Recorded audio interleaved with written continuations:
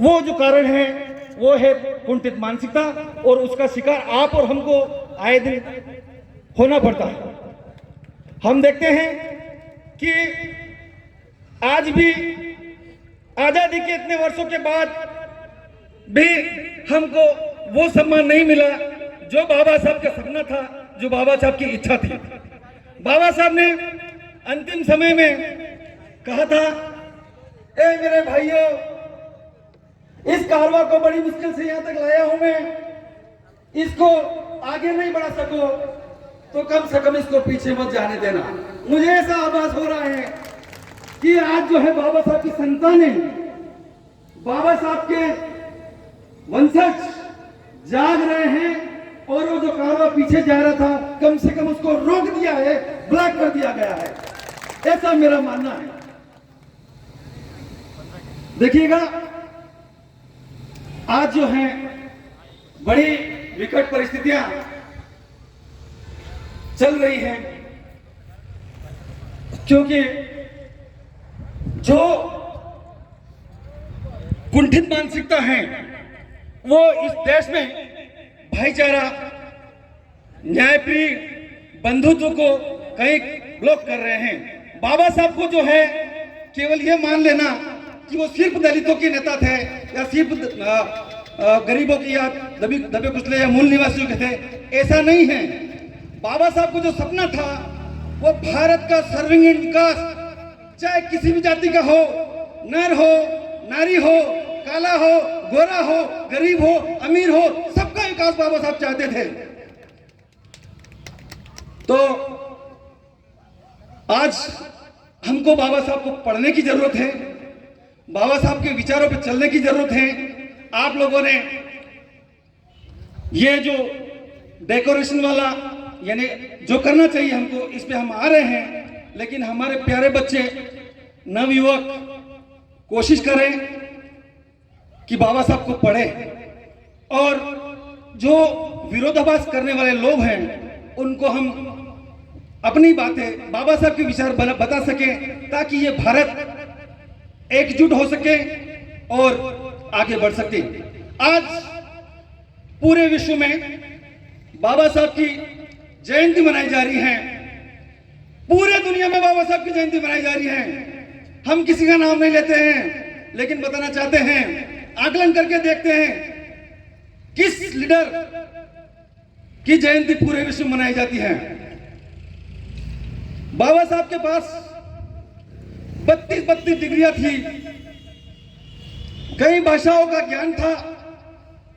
ऐसा रत्न हमारे देश में पैदा हुआ, जन्मा, जिनका गौरव हमको अपने आप में होना चाहिए। लेकिन कुछ मनवादी ताकतें बाबा साहब को सीमित करना चाहती हैं कि केवल दलितों के नेता हैं, जो सरासर झूठ हैं।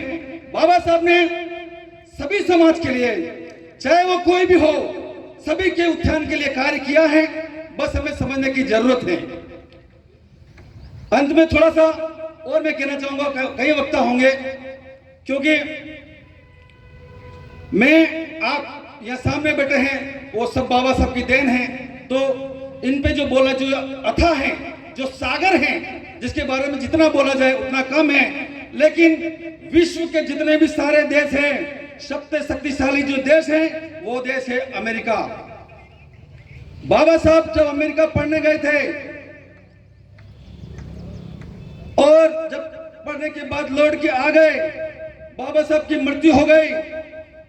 कोलंबिया यूनिवर्सिटी जो विश्व में सबसे ज्यादा वैज्ञानिक पैदा करते हैं और सबसे ज्यादा विद्वान वहां से निकलते हैं, उन्होंने अध्ययन करवाया कि 350 साल से यह स्टडी की जाए कि आज तक इस यूनिवर्सिटी में सबसे होनहार, सबसे तेज बुद्धि का विद्यार्थी कौन रहा है। जब अमेरिका की यूनिवर्सिटी, जो विश्व की टॉप यूनिवर्सिटी है, जहां से वैज्ञानिक पैदा होते हैं, जहां पे विद्वान पैदा होते हैं, जहां बेहतरीन पॉलिटिशियन पैदा होते हैं, ऐसी यूनिवर्सिटी ने जब एक आकलन करवाया, पता लगवाया, तो मालूम पड़ा कि 100 लोगों में सबसे टॉप नंबर पर भारत का हीरा डॉक्टर अंबेडकर का नाम आया। फिर वहां के जो सरकार ने बोला गया कि नहीं, हमको 10 लोगों का नाम चाहिए, टॉप 10। जब टॉप 10 का नाम आया तो वहां पर भी बाबा साहब ने बाजी मारी और पहले नंबर में 10 लोगों में नाम आया। साथियों, जब ऐसे विद्वान पुरुष को, ऐसे महान विभूति को अमेरिका की कोलंबिया यूनिवर्सिटी ने सर आंखों पर बिठाया और यूनिवर्सिटी के गेट पर बाबा साहब अंबेडकर की बहुत बड़ी स्टैचू लगवाई और वहां पर लिखा गया सिंबल ऑफ नॉलेज, यानी कि ज्ञान का प्रतीक। ज्ञान का प्रतीक बाबा साहब को मानते हैं अमेरिका में, जो विश्व में सबसे ज्यादा शक्तिशाली राष्ट्र है। मैं कहना चाहूंगा, क्या विश्व में बाबा साहब अंबेडकर को इतना पूजनी जाता है तो क्या भारत को क्या करना चाहिए? भारत का जो पहचान होती है वो डॉक्टर अंबेडकर और बुद्ध के कारण होती है। बुद्ध जो है, उनको जब बाबा साहब ने उनके विचारों पे चले और आभास किया कि करुणा, मैत्री, भाईचारा, बंधुत्व का संदेश देती है, ना कोई हिंसा करती है। साथियों, इस अथाह सागर पर जितना बोला जाए उतना कम है, लेकिन बाबा साहब का सपना था कार्यपालिका, न्यायपालिका, व्यवस्थापिका और मीडिया, ये किसी भी पीढ़ी के उत्थान के लिए बहुत ही महत्वपूर्ण कड़ी होती है। तो हमारे बच्चों को, हमारे माता बहनों को बाबा साहब के बताए हुए उसूल पर चलना होगा, तभी हम देश में भाईचारा कायम कर पाएंगे, नहीं तो नहीं कर पाएंगे।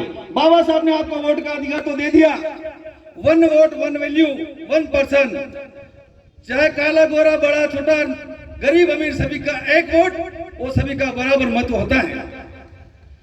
इस ऐसे कई बाबा साहब के उसूल हैं, उनको हमको इस जयंती के अवसर पर मैं आपसे आग्रह और निवेदन करना चाहता हूं कि हम लोगों को पढ़ना पड़ेगा, नहीं तो हमारे विरोधियों को हम संतुष्ट नहीं कर पाएंगे। यदि हम किस सामने वाले को संतुष्ट कर पाएंगे, चाहे वो कोई भी हो, वो बाबा साहब को फॉलो करेगा, क्योंकि बाबा साहब का विचार हमेशा उन्नति कर रहा है, भाईचारे कर रहा है, करुणा कर रहा है, मैत्री कर रहा है। आप सभी को बहुत बहुत धन्यवाद, आपने मुझे बुलाया, मौका दिया, इसके लिए शुक्रिया। जय भीम। बहुत बहुत धन्यवाद सर। निश्चित ही आपकी बताई हुई बातें आज के नवयुवक जरूर इस पर अमल करेंगे। अगले प्रवक्ता के रूप में बुलाना चाहूँगा हमारे होनहार और बाबा साहब के विचारों को लगभग देखा जाए तो युवा पीढ़ी में एक नया जोश जुनून भरने वाले भाई विनोद जी परिहार, आप आए और अपनी बात रखें। दांव पर सब कुछ लगा है, रुक नहीं सकते, टूट तो सकते हैं मगर झुक नहीं सकते, झुक नहीं सकते। जोरदार तालियों के साथ भाई विनोद जी परिहार का स्वागत करें।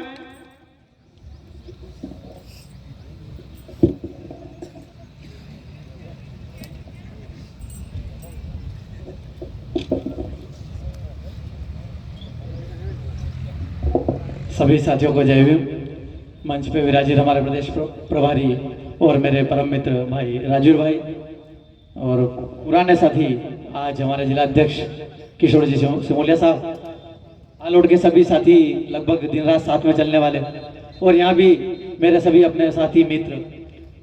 इस कार्यक्रम से सबसे बड़ी खुशी ये हुई है कि सालों पहले जो एक टीम जो यहाँ पे शुरू करने की हम प्रयास किया था, आज जिस प्रकार से आख्या वगैरह के जो कचालिया वगैरह दिन रात मेहनत, अम्बेडकर भवन में मेहनत, कार्यक्रम की बातें उस ग्रुप में, वो देख के बस देख रहा था कि आज हमको बोलने की जरूरत नहीं पड़ रही और काम सब हो रहे हैं। ये कार्यक्रम जिस भी स्थिति में आज हुआ है, आपने जो 1000 बंदे विधानसभा के ढूंढ के निकाल दिए, ये देखना अगले कार्यक्रम तक आप 10,000 में बदल दोगे, इसके लिए सबसे पहले आप सभी को बधाई।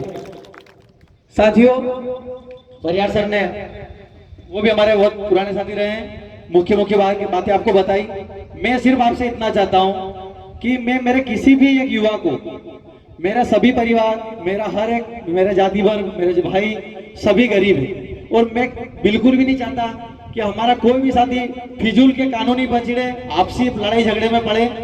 सबसे पहले आप ध्यान रखें कि हमको सोशल मीडिया पे हम बाबा साहब को मानते हैं तो बाबा साहब को जाने भी सही फिर मानो। बुद्ध ने भी कहा जानो परखो फिर मानो। हम विवाद ज्यादा करने लग गए। आपको अभी जरूरत नहीं है किसी से भी उलझने की, पहले आप पढ़ो। अगर आपके पास जवाब रहेगा, नया बच्चा है फालतू में किसी से उलझ जाएगा तो हम तो यार जाएंगे, उसको कानून या उसकी तारीखें कौन करवाएगा।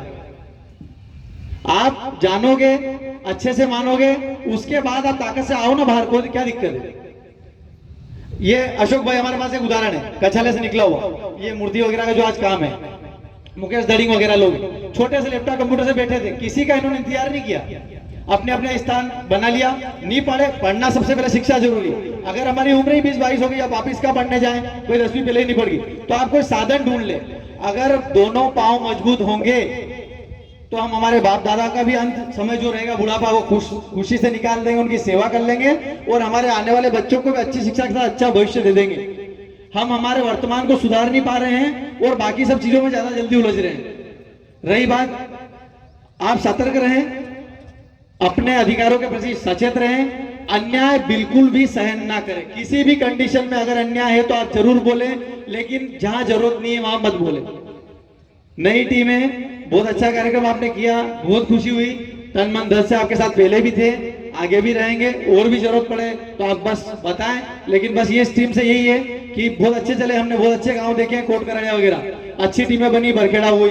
और कुछ गांव में ऐसे उदाहरण पे मिले हमको कि टीम चली, उनको फूट डालने में देर नहीं लगी और 2 टुकड़े कर दिए। आज वो गांव ही अलग अलग रूप से, और आज जब चुनाव वगैरह आए, चीजें आई तो मालूम पड़ा जहां उनकी हमको मेन जरूरत थी एकता की, वहीं वो सबसे पहले आपस में फूट हो गए। अरे यार वो तो उसकी नहीं माने, उसकी नहीं माने, उसका नाम आया मेरा नहीं आया, उसका फोटो आया मेरा नहीं आया। तो आप बताओ लंबी लड़ाई कैसे लड़ेंगे। बाबा साहब से ही देखो, भगवान बुद्ध की हम अगर पुरानी कहानियां और उपदेश देखेंगे, आप देखो किन के साथ कौन था। हमको आपस में मिलके एक रह के एक ही को आगे बढ़ाना पड़ेगा। उस एक में अपना चेहरा जिसमें देख सको कि नहीं भाई ये हमको लीड करेगा, हम इसकी बात के साथ चलेंगे। तो अगर सभी बन जाओगे तो फिर कोई दिक्कत नहीं। आलोट में या ताल में या बरखेड़ा में या जहां भी लाइन से 4-5 दिन तक 4-5 कार्यक्रम करते रहना, अलग अलग ग्रुप वाले मिलके। मुख्य बातें बाकी हमारे अतिथि आपको बताएंगे, भाई चंद्रशेखर। और बाबा साहब के आज 132वां जन्मोत्सव मनाते हुए आलोट के विधानसभा ताल क्षेत्र में सभी को हार्दिक हार्दिक शुभकामनाएं। पानी से नहाता है वो लिबास बदलता है, जो मेहनत, सॉरी बहुत रटा था, भूल गया हूँ, माफी चाहता हूँ आपसे। जय भीम, जय संविधान। अपनी बात रखें।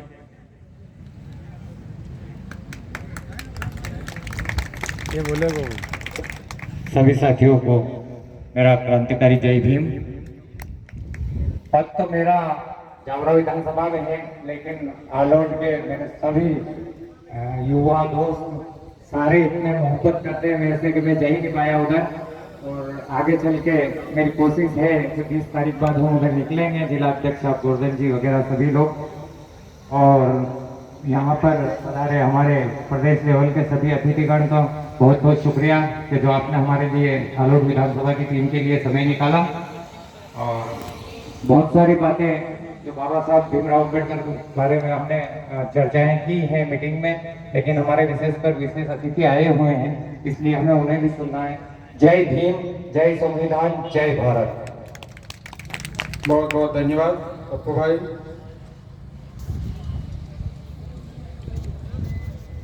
अगले प्रवक्ता के रूप में हमारे जनपद प्रतिनिधि डाबी जी से अनुरोध करूंगा आप आए और अपनी बात रखें।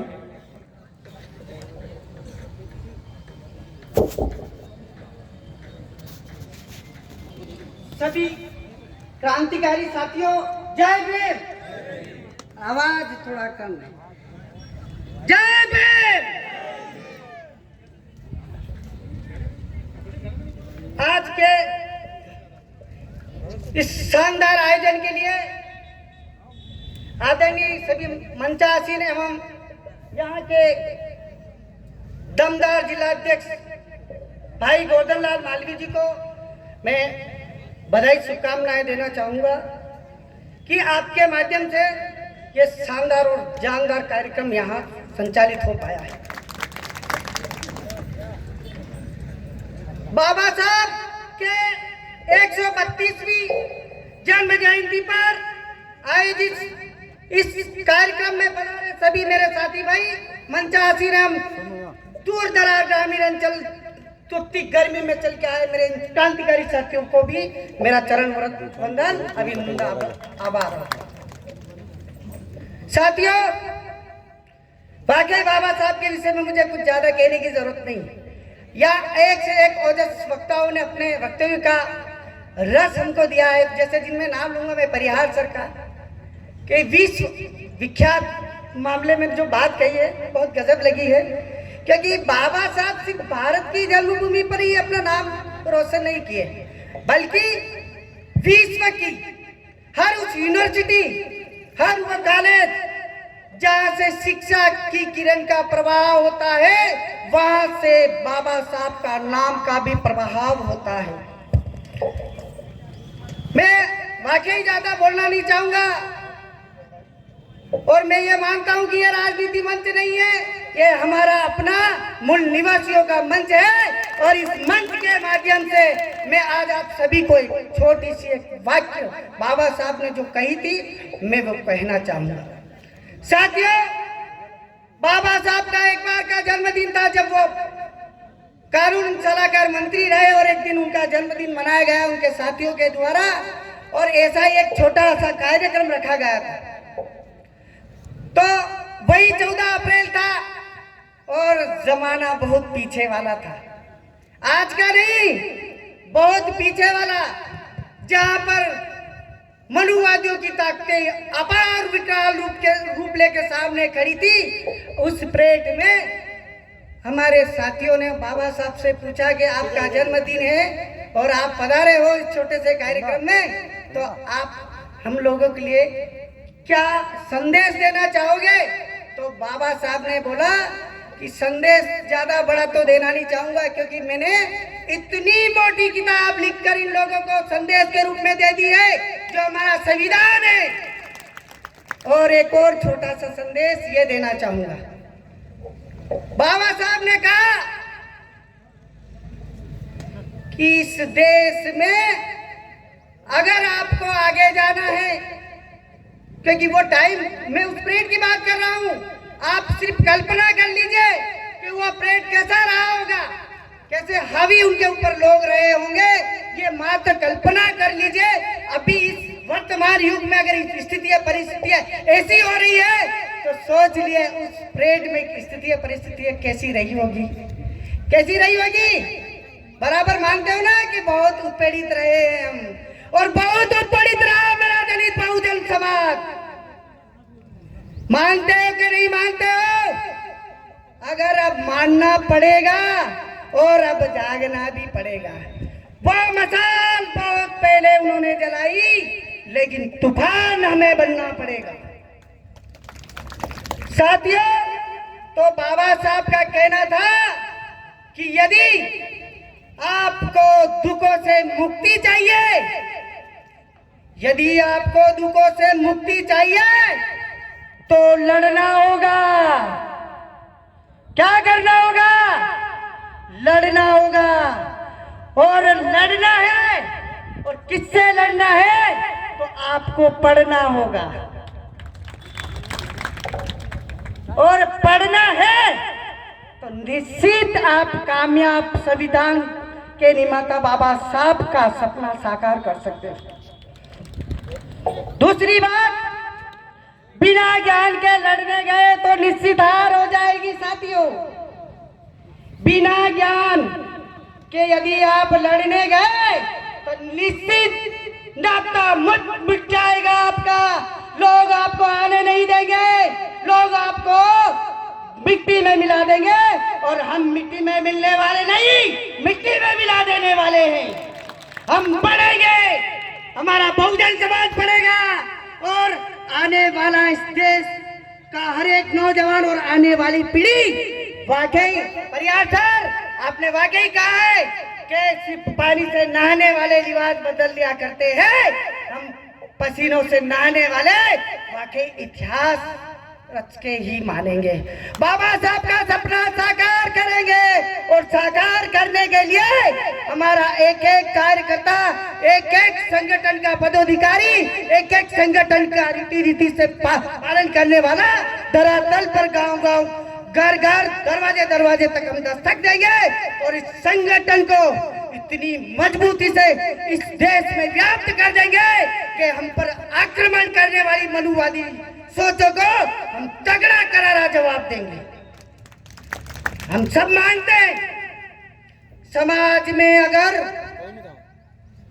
विकसित और विकासशीलता लानी है तो पढ़ना तो पड़ेगा।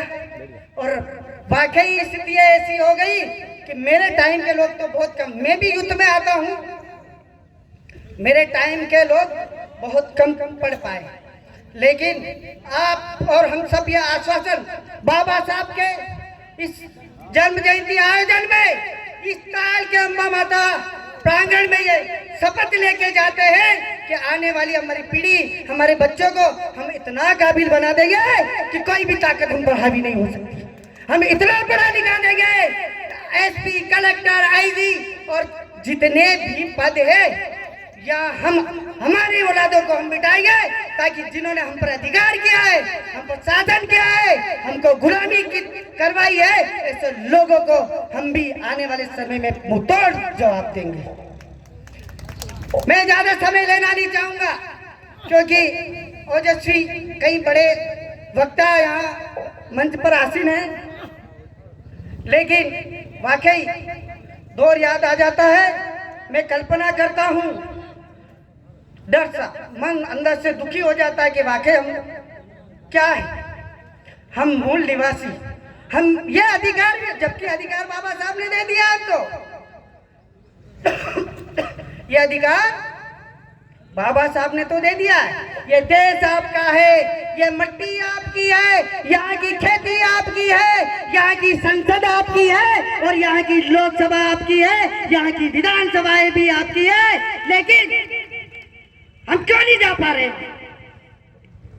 कारण क्या? ऐसा क्या हो गया कि 80% बहुजन होते हुए भी हम विधानसभा, लोकसभा में बहुत मुश्किल से कोई एक आध पहुंचा पाते हैं, बाकी सबके सब कौन जा रहे हैं हम जानते हैं। जानते हैं कि नहीं जानते? हमको बाबा साहब ने कहा था कि संघर्ष करो, संगठित रहो, लेकिन मैं तो यहाँ तक कह देता हूँ कि राजनीति में आपकी भागीदारी भी सुनिश्चित करो, ताकि हम संसद में बोले, लोकसभा बोले या विधानसभा बोले, तब जाके हम लोगों के लिए कुछ नया सुधार हो पाएगा, नहीं तो कुछ नहीं। हमारे एक बाबा साहब के बाद एक क्रांतिकारी वीर का नाम और आता है, चंद्रशेखर जी रावण साहब। क्या कुछ नहीं कर रहे हैं इस बहुजन समाज के लिए? मानते कि नहीं मानते? जब जब कई दलित परिवारों के साथ गलत होता है तब तब वो व्यक्ति पहुंचता है कि नहीं पहुंचता है? पहुंचता है कि नहीं पहुंचता है? वो व्यक्ति इसलिए पहुंचता है कि वाकई में हमें हमारे दिमाग की बत्तियां चलाने वाले और जलाने वाले लोग कुछ और है, हमें अपनी बत्ती स्वयं जलानी पड़ेगी। और आप आगे बहुत समझदार है। बहुत बहुत धन्यवाद, आभार आप सभी का इस कार्यक्रम पधारे और मुझे जैसे छोटे से एक कार्यकर्ता को आपने यहाँ मंच के आसीन पर बोलने का मौका दिया, मैं हमेशा आपका कृतज्ञ रहूंगा। बहुत बहुत धन्यवाद, आभार। बहुत बहुत धन्यवाद भाई साहब, आपके जोश देवड़ा मूल निवासी कर्मचारी संघ के जिला अध्यक्ष, आप आए और सीमित शब्दों में अपनी बात रखें। श्रीमान अशोक जी देवड़ा सर। जय भीम। संचालक महोदय धन्यवाद जो मुझे बोलने का मौका दिया है। साथियों, दो शब्दों के साथ मैं अपने विचार रखना चाहता हूं। कुछ भी असंभव नहीं होता है, कुछ भी असंभव नहीं होता है जब संकल्प लिए जाते हैं। संकल्पों के साथ साहस हो तो बाधाओं की क्या विसात रुख तूफानों के बदल जाते हैं, रुख तूफानों के बदल जाते हैं। तो साथियों, ये असंभव कैसे हुआ है? आप लोगों ने मेहनत, आपके सामने ये मेहनत है बाबा साहब अम्बेडकर ने जो भारतीय संविधान लिखा हुआ अपने को भारत में लागू हुआ है। साथियों,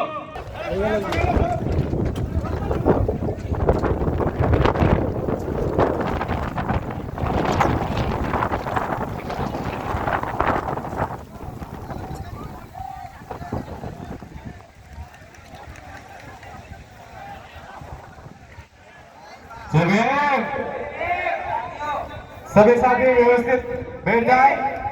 ये तूफान आया था, तूफान आए आज यहाँ आप अंगारे जले, डरना नहीं है साथियों।